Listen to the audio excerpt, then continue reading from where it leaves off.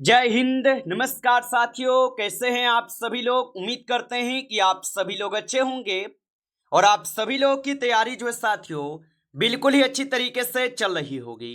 तो साथियों, आज की इस क्लास में हम सभी लोग जो है आरआरबी ग्रुप डी एग्जाम 2026 के लिए जो है टॉप ऐसे इंपोर्टेड और चुनिंदे प्रश्नों को देखेंगे, जो कि साथियों आपके 12 अगस्त से लेकर आपके 21 अगस्त तक के एग्जाम के लिए काफी ही इंपॉर्टेंट है।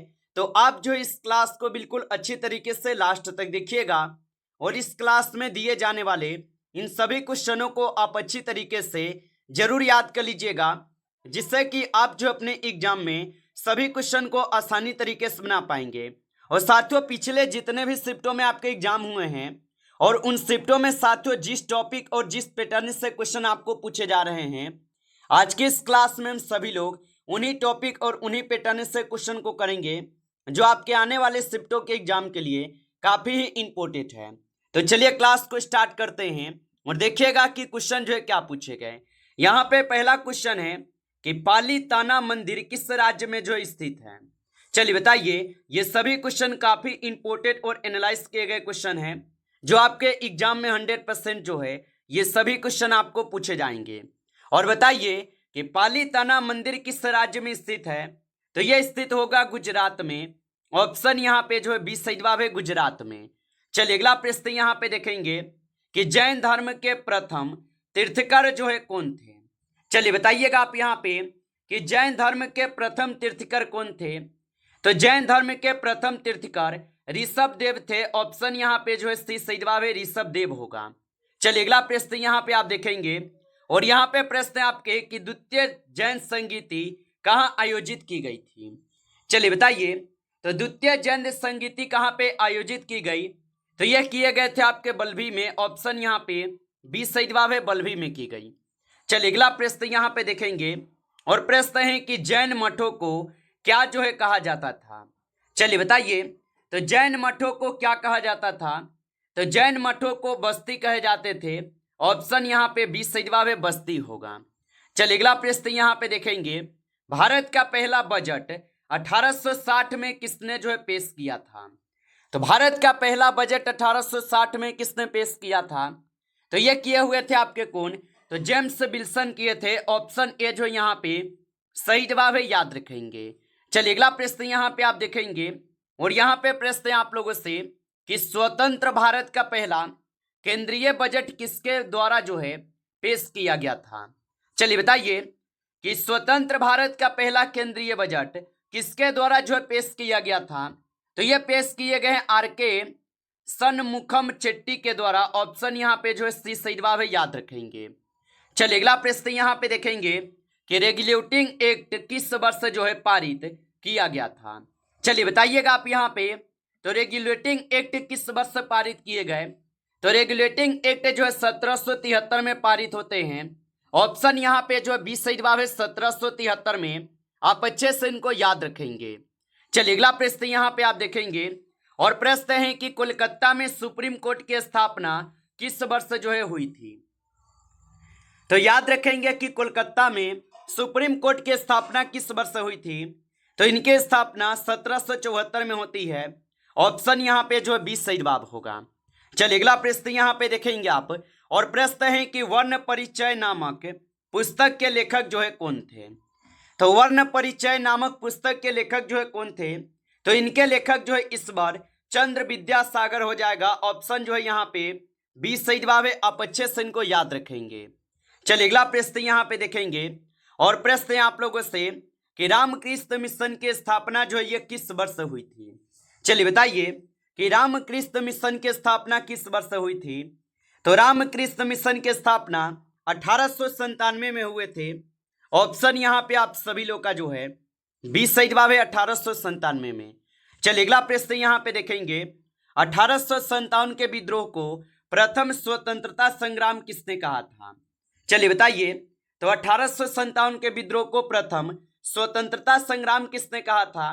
तो ये कहे थे आपके बी.डी. सावरकर। ऑप्शन यहाँ पे 20 सही जवाब है, बी.डी. सावरकर होगा। चलिए अगला प्रश्न यहाँ पे देखेंगे बांग्लादेश के संस्थापक या जनक किसे जो है माना जाता है। तो बांग्लादेश के संस्थापक या जनक किसे मानते हैं? तो ये माने जाते हैं शेख मुजीब उर रहमान को। ऑप्शन यहाँ पे आप लोग का जो है 20 सही जवाब है। आप अच्छे से इनको याद रखेंगे। चलिए आगे बढ़ते हैं और अगला प्रश्न यहाँ पे देखेंगे। और यहाँ पे आपसे प्रश्न दिए गए, भगत सिंह, सुखदेव और राजगुरु को फांसी जो है कब दी गई थी? चलिए बताइए। और मेरे भाई यदि आप इस क्लास को लाइक नहीं किए हैं तो आपसे छोटा सा रिक्वेस्ट है, आप इस क्लास को एक बार लाइक कर लीजिएगा। और नए जुड़े हैं आप इस चैनल पे तो चैनल को सब्सक्राइब करके ऑल नोटिफिकेशन को ऑल पे दबा के जुड़ जाइएगा, जिससे कि जब भी कोई नई क्लास हो सबसे पहले क्लास का नोटिफिकेशन जो है आपके पास पहुंच सके। तो चैनल को सब्सक्राइब कर लीजिएगा। और एक बार आप कमेंट करके हमें बता दीजिएगा कि आपका एग्जाम जो है कौन से डेट पे पड़ा है, जिससे कि आपको एग्जाम से पहले मेरे भाई यहाँ से क्लास दे सकेंगे। तो एक बार आप लोग कमेंट कर दीजिएगा और बताएंगे भगत सिंह, सुखदेव और राजगुरु को फांसी जो है कब दी गई थी? तो इन्हें फांसी की सजा दी गई थी 23 मार्च 1931 को। ऑप्शन यहाँ पे 20 सही जवाब है, 23 मार्च 1931 को। चलिए अगला प्रश्न यहाँ पे है कि सबसे प्राचीन वेद कौन सा है? तो सबसे प्राचीन वेद जो है ऋग्वेद हो जाएगा। ऑप्शन जो है सी सही जवाब है, ऋग्वेद होगा। चलिए अगला प्रश्न यहाँ पे आप देखेंगे। और यहाँ पे प्रश्न है आपसे कि भारतीय संगीत का जनक किस वेद को जो है माना जाता है? तो भारतीय संगीत का जनक किस वेद को मानते हैं? तो ये माने जाते हैं सामवेद को। ऑप्शन यहाँ पे 20 सही जवाब है, सामवेद को। चलिए अगला प्रश्न यहाँ पे देखेंगे कि सत्य में जयते जो ये किस उपनिषद से लिया गया है? चलिए बताइए। तो सत्य में जयते किस उपनिषद से लिए गए? तो सत्य में जयते जो है ये मुंडको उपनिषद से लिए गए हैं। ऑप्शन यहाँ पे 20 सही जवाब है, मुंडको उपनिषद से। चलिए अगला प्रश्न यहाँ पे है। और प्रश्न क्या है आपसे कि दासबोध ग्रंथ की रचना जो है किसने की थी? तो याद रखेंगे कि दासबोध ग्रंथ की रचना किसने की थी? तो इनकी रचना किए गए थे आपके समर्थन रामदास के द्वारा। ऑप्शन यहाँ पे आप सभी लोग का 20 सही जवाब होगा, याद रखेंगे। चलिए अगला क्वेश्चन यहाँ पे दिए गए 80 नंबर कि तत्वबोधिनी सभा की स्थापना 1839 में किसने की थी? तो तत्वबोधिनी सभा की स्थापना 1839 में किसने की? तो इनकी स्थापना देवेंद्रनाथ टैगोर किए थे। ऑप्शन यहाँ पे 20 सही जवाब है, देवेंद्रनाथ टैगोर होगा। चलिए अगला प्रश्न यहाँ पे आप देखेंगे कि आगरा का किला और बुलंद दरवाजा किसने जो है बनवाया था? तो आगरा का किला और बुलंद दरवाजा किसने बनाया था? तो इसको बनाए हुए थे किसने? तो यहाँ पे इस क्वेश्चन का सही जवाब ऑप्शन बी है, अकबर बनवाए थे। ऑप्शन बी सही जवाब है। चलिए अगला प्रश्न यहाँ पे देखेंगे कि दिल्ली की जामा मस्जिद का निर्माण किसने जो है कराया था? तो दिल्ली की जामा मस्जिद का निर्माण जो है शाहजहां के द्वारा कराए गए। ऑप्शन यहाँ पे 20 सही जवाब है, शाहजहां। चलिए अगला प्रश्न यहाँ पे देखेंगे कि सूफी संतों के आध्यात्मिक केंद्र को क्या कहा जाता था? तो सूफी संतों के आध्यात्मिक केंद्र को क्या कहा जाता था? तो इसे कहते थे खानका। ऑप्शन यहाँ पे जो है 20 सही जवाब है, याद रखेंगे। चलिए अगला प्रश्न यहाँ पे दिए गए कि तमार, यहाँ पे तमार विद्रोह 1772 के नेता जो है ना कौन थे? तो तमार विद्रोह के नेता जो है कौन थे? तो इसके नेता थे आपके भोलाना सिंह। ऑप्शन यहाँ पे 20 सही जवाब हो जाएगा। चलिए अगला प्रश्न यहाँ पे आप देखेंगे। और यहाँ पे प्रश्न है कि कुतुब मीनार के निर्माण की शुरुआत जो है किसने की थी? तो कुतुब मीनार के निर्माण की शुरुआत किसने की थी? तो इनकी शुरुआत कुतुबुद्दीन ऐबक किए थे। ऑप्शन यहाँ पे आपका 20 सही जवाब है, कुतुबुद्दीन ऐबक होगा। चलिए अगला प्रश्न यहाँ पे है कि मोहम्मद बिन तुगलक का वास्तविक जो है नाम क्या था? तो मोहम्मद बिन तुगलक का वास्तविक नाम क्या था? तो मोहम्मद बिन तुगलक का वास्तविक नाम जो है यहाँ पे जौना खान होगा। ऑप्शन बी को सही जवाब करेंगे, जौना खान होगा। चलिए अगला प्रश्न यहाँ पे देखेंगे कि इब्न बतूता किस देश का यात्री था? तो इब्न बतूता किस देश का यात्री था? तो इब्न बतूता जो ये मोरक्को के यात्री थे। ऑप्शन यहाँ पे 20 सही जवाब होगा। अगला प्रश्न यहाँ पे दिए गए 26 नंबर कि पुणे समझौते 1932 किसके बीच जो है हुआ था? तो पूना समझौता 1932 किसके बीच होते हैं?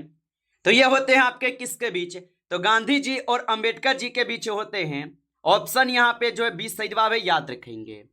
चलिए अगला प्रश्न यहाँ पे देखेंगे राजतंत्र गिनी में कहाँ का इतिहास जो है ना वर्णित है? मेरे भाई इस क्लास को बिल्कुल आप अच्छे से देखो, यहां से क्वेश्चन आपके एग्जाम में 100% आपको देखने को मिलेगा। चलिए बताइए कि राजतंत्र गिनी में कहाँ के इतिहास वर्णित है। तो यहाँ पे इस क्वेश्चन का सही जवाब ऑप्शन बी है, कश्मीर के हो जा। ऑप्शन बी सही जवाब है। चलिए अगला प्रश्न यहाँ पे देखेंगे, मिलिंद पन्हो किनके बीच का संवाद है।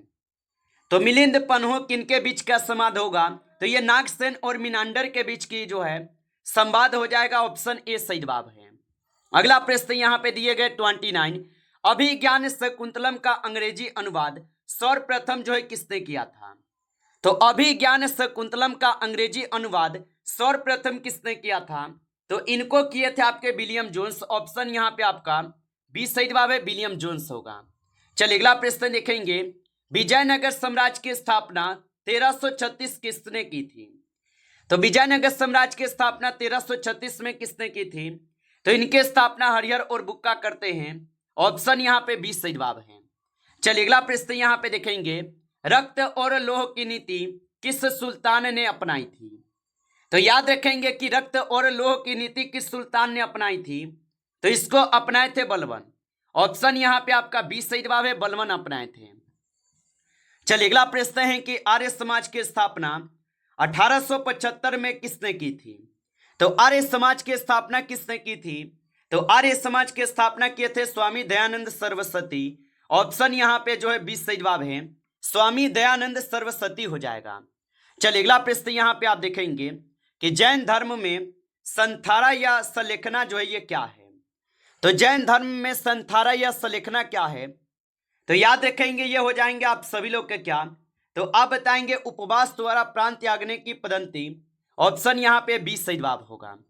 चलिए अगला प्रश्न यहाँ पे देखेंगे आप, और प्रश्न क्या पूछे गए आपसे कि अशोक ने किसे बौद्ध धर्म के प्रचार के लिए श्रीलंका भेजा था। तो याद रखेंगे कि अशोक ने किसे बौद्ध धर्म के प्रचार के लिए श्रीलंका भेजे हुए थे, तो ये महेंद्र और संघमित्रा को भेजे हुए थे। ऑप्शन ए जो है सही जवाब होगा। चलिए अगला प्रश्न यहाँ पे आप देखेंगे 36 नंबर क्वेश्चन है कि ग्राम पंचायतों के संगठन का उल्लेख किस अनुच्छेद में है। तो याद रखेंगे आप कि ग्राम पंचायतों के संगठन का उल्लेख किस अनुच्छेद में हो जाएगा, तो याद रखेंगे ये आपके अनुच्छेद 40 में होगा। ऑप्शन यहाँ पे जो है 20 सही जवाब होगा। चलिए अगला प्रश्न यहाँ पे है कि राज्य के नीति निर्देशक तत्व किस देश से जो है लिए गए हैं। तो याद रखेंगे कि राज्य के नीति निर्देशक तत्व किस देश से लिए गए, तो ये लिए गए हैं आपके आयरलैंड से। ऑप्शन यहाँ पे 20 सही जवाब है, आयरलैंड से होगा।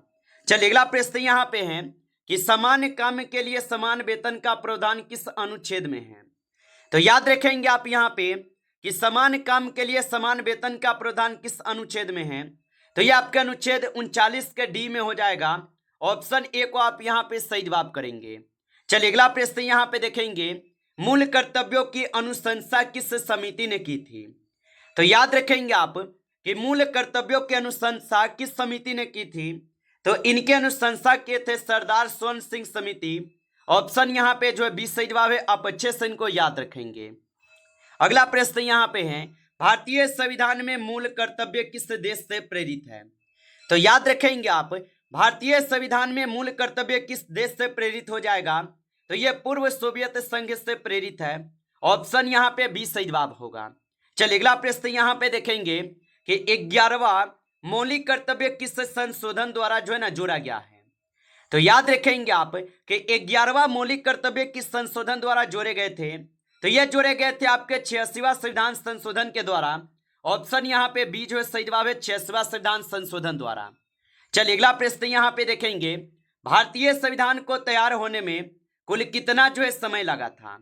तो याद रखेंगे आप कि भारतीय संविधान को तैयार होने में 2 वर्ष से 11 माह 18 दिन का समय लगे हुए हैं।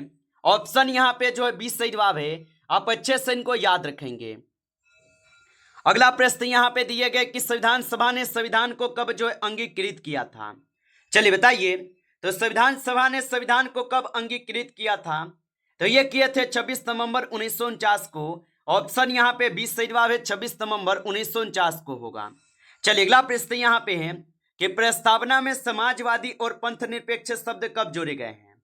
चलिए बताइए, तो प्रस्तावना में समाजवादी और पंथ निरपेक्ष शब्द कब जोड़े गए थे, तो ये जोड़े गए थे आपके कब, तो 42वें संविधान संशोधन के द्वारा जो ये जोड़े गए। ऑप्शन यहाँ पे बी सही जवाब होगा। चलिए अगला प्रश्न यहाँ पे है कि राज्य विधानमंडल द्वारा पारित विधेयक पर राज्यपाल की सहमति किस अनुच्छेद में है।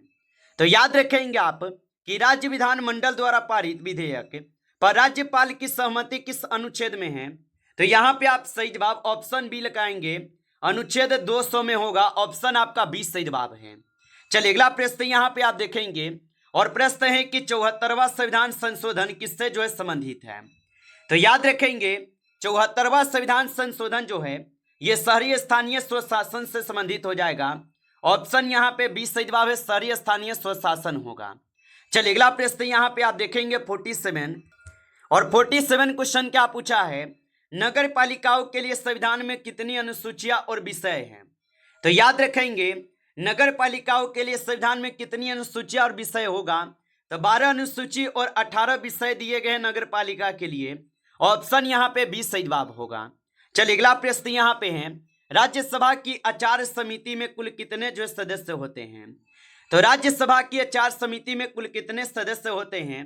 तो इसमें आपके 10 सदस्य होते हैं। ऑप्शन यहाँ पे बी सही जवाब है, 10 सदस्य होते हैं। चलिए अगला प्रश्न है कि संसद सदस्य की अयोग्यता के विषय में अंतिम निर्णय कौन लेता है। तो संसद सदस्य के अयोग्यता के विषय में अंतिम निर्णय कौन लेता है। तो याद रखेंगे ये राष्ट्रपति लेते हैं। ऑप्शन आपका बी सही जवाब है, राष्ट्रपति। चलिए अगला प्रश्न यहाँ पे दिए गए कि संविधान की मसौदा यानी प्रारूप समिति का गठन कब जो है किया गया था। तो संविधान की मसौदा समिति का गठन कब किया गया था। तो इनका गठन किए गए 29 अगस्त 1947 को। ऑप्शन यहाँ पे जो है 20 सही जवाब है, 29 अगस्त 1947 को। नमस्कार साथियों, इस क्लास में टॉप आपके 50 क्वेश्चन थे जो काफी इंपॉर्टेंट क्वेश्चन थे। साथियों यदि आपको क्लास अच्छा लगा हो तो क्लास को लाइक कर लीजिएगा। नए जुड़े आप इस चैनल पे तो चैनल को सब्सक्राइब करके ऑल नोटिफिकेशन को ऑल पे दबा के जुड़ जाइए, जिससे कि जब भी कोई नई क्लास हो सबसे पहले क्लास का नोटिफिकेशन जो है आपके पास पहुंच सके। तो आप इस चैनल को सब्सक्राइब कर लीजिएगा। चलिए फिर मिलते हैं आपसे नेक्स्ट टॉपिक के साथ नेक्स्ट क्लास में। तब तक के लिए जय हिंद,